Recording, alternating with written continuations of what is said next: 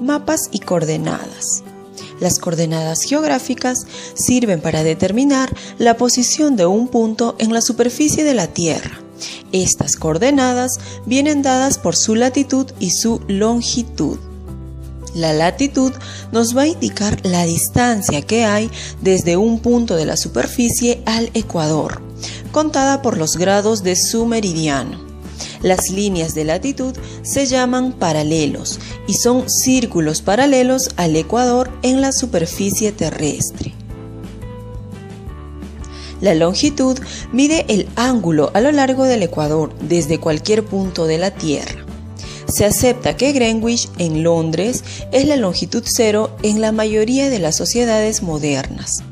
Las líneas de longitud son círculos máximos que pasan por los polos y se llaman meridianos. A continuación veremos el documental completo. Como recordarán, los mapas son la representación plana del mundo real.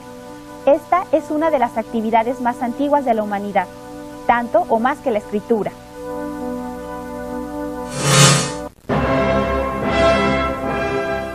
Sin embargo, el desarrollo de la cartografía como disciplina científica encargada de elaborar mapas y cartas topográficas inicia en Europa y fue motivada por el descubrimiento y conquista de América durante los siglos XV y XVI. En los siglos que vinieron, la división política mundial cambió rápidamente. Con la desintegración de los antiguos imperios surgieron nuevos países y naciones. Otros consolidaron su poder y se hicieron más grandes a costa de muchos pueblos que desaparecieron o que fueron conquistados. Estas transformaciones permitieron que la cartografía, sus métodos y herramientas se desarrollaran, volviéndose una disciplina cada vez más necesaria. En el siglo XX, el uso de satélites, la fotografía aérea y el desarrollo de programas de diseño, interpretación y transmisión de datos han acelerado la elaboración y el acceso a mapas y planos de todo el mundo desde cualquier parte donde nos encontremos. Este es un proceso que no termina. La historia avanza. Las sociedades seguirán transformándose continuamente y la ciencia y la cartografía junto con ellas. Atrás quedaron los cartógrafos, los exploradores y los viajes prolongados que daban cuenta de cómo era el mundo. Los métodos y los propósitos de esta disciplina han cambiado y se han multiplicado igual que sus aplicaciones. El primer problema que se plantea el cartógrafo es recabar datos para elaborar una carta. Actualmente, con la fotografía aérea, se obtiene información directa de la superficie terrestre. Estas fotos se tienen que leer para identificar caminos, ríos, montañas, bosques, áreas de cultivo y otros accidentes. Después se elabora un mosaico fotográfico o fotomapa y la información se traslada a las cartas por medio de símbolos y colores. En la actualidad, el método más moderno en la elaboración de mapas incluye fotografías de satélite. Estas imágenes son transmitidas a la Tierra. La información es procesada en modernas computadoras y se obtienen fotografías que, agrupadas, forman mosaicos que después se interpretan. En México, la institución encargada de hacer esto es el Instituto Nacional de Estadística, Geografía e Informática. Ya vimos que existen dos formas básicas de representar la Tierra a través de planos y esferas o globos terráqueos. Pero, ¿se ha preguntado alguno de ustedes qué diferencia hay entre una y otra representación? Bueno, esto es muy evidente, pero ¿cuáles son las características y en qué caso utilizamos cada una? El globo terráqueo es la manera más fiel de representar la Tierra. Su desventaja es que mucha información no puede ser representada con detalle. Por ejemplo, la Tierra no se alcanza a ver toda en un plano y es un poco difícil de transportar. Las representaciones planas de la Tierra son fáciles de transportar y pueden contener una gran cantidad de información, además de que podemos ver toda la Tierra en un mismo plano o una pequeña porción de esta con gran detalle. Sus limitaciones son la falta de relieve y la deformación lógica que sufre la corteza terrestre al pasarse a un plano. Ahora les voy a explicar con una mandarina cómo es que se deforma la superficie terrestre al ser representada en forma plana. Solo necesitamos una mandarina, un marcador, una cartulina y un cuchillo. Primero marcamos las principales líneas de la Tierra, como el ecuador, los trópicos, los círculos polares y el meridiano de Greenwich. Con el cuchillo le quitamos la cáscara a la mandarina, así, que quede de una sola pieza sin romperse. Después, con mucho cuidado, pegamos la cáscara sobre esta cartulina, así. ¿Ven? Esta es la deformación natural que sufre una esfera, como nuestro planeta, al pasarse a un plano. Este es el principio de lo que en geometría y en dibujo constructivo llamamos proyección. En cartografía, las proyecciones nos sirven para mostrar amplias porciones de la superficie terrestre con exactitud. Pueden ser cónicas, cilíndricas o azimutales. Las proyecciones de tipo cónico se utilizan para representar a los países de latitud media principalmente. Las proyecciones cilíndricas se usan para elaborar planisferios. Las proyecciones azimutales sirven para representar las áreas polares y aquellas cercanas al ecuador. En este tipo de proyecciones, la zona ecuatorial sufre grandes deformaciones. Los océanos se ven incompletos. Los paralelos son líneas rectas y los meridianos se curvan hacia los polos. Existen además las proyecciones de Morway, donde los paralelos son rectas y los meridianos elipses. Este mapa representa todas las superficies como realmente son. Ahora sí, por fin vamos a hacer nuestro mapa. Lo primero que debes hacer es elegir qué área vas a representar.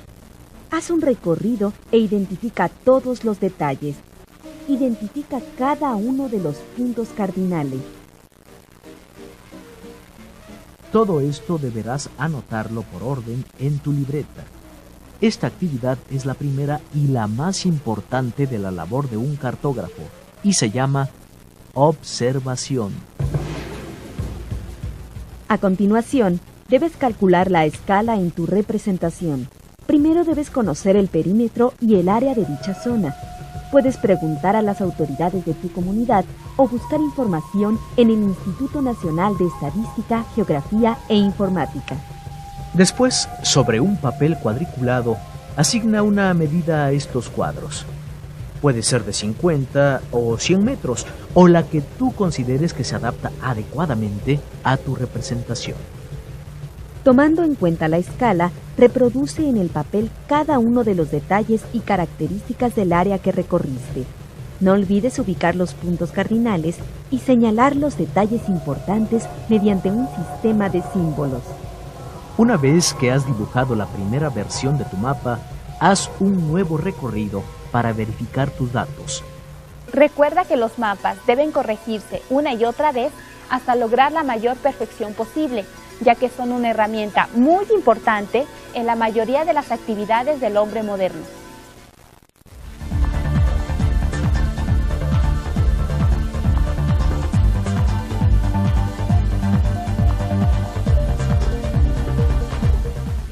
Mientras tú elaboras y corriges tu mapa, nosotros nos despedimos. Hasta la próxima. Cónicas, cilíndricas o azimutales. Las proyecciones de tipo cónico se utilizan para representar a los países de latitud media principalmente. Las proyecciones cilíndricas se usan para elaborar planisferios. Las proyecciones azimutales sirven para representar las áreas polares y aquellas cercanas al ecuador. En este tipo de proyecciones, la zona ecuatorial sufre grandes deformaciones. Los océanos se ven incompletos. Los paralelos son líneas rectas y los meridianos se curvan hacia los polos. Existen además las proyecciones de Morway, donde los paralelos son rectas y los meridianos elipses. Este mapa representa todas las superficies como realmente son. Ahora sí, por fin vamos a hacer nuestro mapa. Lo primero que debes hacer es elegir qué área vas a representar. Haz un recorrido e identifica todos los detalles. Identifica cada uno de los puntos cardinales. Todo esto deberás anotarlo por orden en tu libreta. Esta actividad es la primera y la más importante de la labor de un cartógrafo y se llama observación. A continuación, debes calcular la edad y fue motivada por el descubrimiento y conquista de América durante los siglos XV y XVI. En los siglos que vinieron, la división política mundial cambió rápidamente. Con la desintegración de los antiguos imperios surgieron nuevos países y naciones. Otros consolidaron su poder y se hicieron más grandes a costa de muchos pueblos que desaparecieron o que fueron conquistados. Estas transformaciones permitieron que la cartografía, sus métodos y herramientas se desarrollaran, volviéndose una disciplina cada vez más necesaria. En el siglo XX, el uso de satélites, la fotografía aérea y el desarrollo de programas de diseño, interpretación y transmisión de datos han acelerado la elaboración y el acceso a mapas y planos de todo el mundo desde cualquier parte donde nos encontremos. Este es un proceso que no termina. La historia avanza.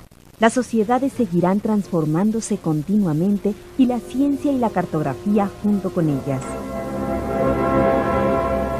Atrás quedaron los cartógrafos, los exploradores y los viajes prolongados que daban cuenta de cómo era el mundo. Los métodos y los propósitos de esta disciplina han cambiado y se han multiplicado igual que sus aplicaciones. El primer problema que se plantea el cartógrafo es recabar datos. Mapas y coordenadas. Las coordenadas geográficas sirven para determinar la posición de un punto en la superficie de la Tierra. Estas coordenadas vienen dadas por su latitud y su longitud. La latitud nos va a indicar la distancia que hay desde un punto de la superficie al ecuador, contada por los grados de su meridiano. Las líneas de latitud se llaman paralelos y son círculos paralelos al ecuador en la superficie terrestre. La longitud mide el ángulo a lo largo del ecuador desde cualquier punto de la Tierra. Se acepta que Greenwich, en Londres, es la longitud cero en la mayoría de las sociedades modernas. Las líneas de longitud son círculos máximos que pasan por los polos y se llaman meridianos. A continuación veremos el documental completo.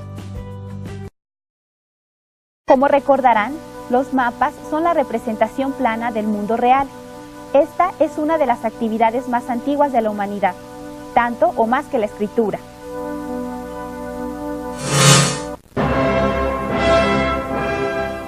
Sin embargo, el desarrollo de la cartografía como disciplina científica encargada de elaborar mapas y cartas topográficas inicia en Europa. En un plano, y es un poco difícil de transportar. Las representaciones planas de la Tierra son fáciles de transportar y pueden contener una gran cantidad de información, además de que podemos ver toda la Tierra en un mismo plano o una pequeña porción de esta con gran detalle. Sus limitaciones son la falta de relieve y la deformación lógica que sufre la corteza terrestre al pasarse a un plano. Ahora les voy a explicar con una mandarina cómo es que se deforma la superficie terrestre al ser representada en forma plana. Solo necesitamos una mandarina, un marcador, una cartulina y un cuchillo. Primero marcamos las principales líneas de la Tierra, como el ecuador, los trópicos, los círculos polares y el meridiano de Greenwich. Con el cuchillo le quitamos la cáscara a la mandarina, así, que quede de una sola pieza sin romperse. Después, con mucho cuidado, pegamos la cáscara sobre esta cartulina, así. ¿Ven? Esta es la deformación natural que sufre una esfera, como nuestro planeta, al pasarse a un plano. Este es el principio de lo que en geometría y en dibujo constructivo llamamos proyección. En cartografía, las proyecciones nos sirven para mostrar amplias porciones de la superficie terrestre con exactitud. Pueden ser para elaborar una carta. Actualmente, con la fotografía aérea, se obtiene información directa de la superficie terrestre. Estas fotos se tienen que leer para identificar caminos, ríos, montañas, bosques, áreas de cultivo y otros accidentes. Después se elabora un mosaico fotográfico o fotomapa y la información se traslada a las cartas por medio de símbolos y colores. En la actualidad, el método más moderno en la elaboración de mapas incluye fotografías de satélite. Estas imágenes son transmitidas a la Tierra. La información es procesada en modernas computadoras y se obtienen fotografías que, agrupadas, forman mosaicos que después se interpretan. En México, la institución encargada de hacer esto es el Instituto Nacional de Estadística, Geografía e Informática. Ya vimos que existen dos formas básicas de representar la Tierra a través de planos y esferas o globos terráqueos. Pero, ¿se ha preguntado alguno de ustedes qué diferencia hay entre una y otra representación? Bueno, esto es muy evidente, pero ¿cuáles son las características y en qué caso utilizamos cada una? El globo terráqueo es la manera más fiel de representar la Tierra. Su desventaja es que mucha información no puede ser representada con detalle. Por ejemplo, la Tierra no se alcanza a ver toda